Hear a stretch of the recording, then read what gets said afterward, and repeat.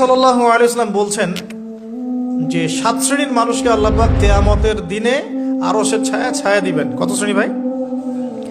তার মধ্যে সেকেন্ড শ্রেণীটা হচ্ছে সেই যুবক নাশাআ ফি ইবাদাতিল্লাহি তাআলা, যে আল্লাহ পাকের ইবাদতে তার যৌবনকালটা কাটিয়ে দিয়েছে। এখনো বাকি আছে আপনার সামনে। যৌবনকাল কতটুকু? হয়তো 15 to 40।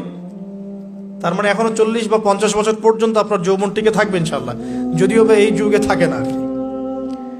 আমরা তো ফ্যান্টাসিতে ভুগি অনেক সময় 4টা বিয়ে। বাস্তবতা হচ্ছে এই যুগে একটাই ডিফিকাল্ট। একজনকে সন্তুষ্ট করে কি ডিফিকাল্ট। এখন সেই যুগ না তো। আমরা তো হর্স রাইড করি না, আমরা তো এক্সারসাইজ করি না, আমরা তো এখন অনেকে খেলিও না। আমরা ফাস্ট ফুড খাই, আমরা হাইজেনিক খাবার খাই না, আমরা আগেকার মানুষদের মতো অনেক কিছুই করি না। এনভায়রনমেন্ট নষ্ট হয়ে গেছে।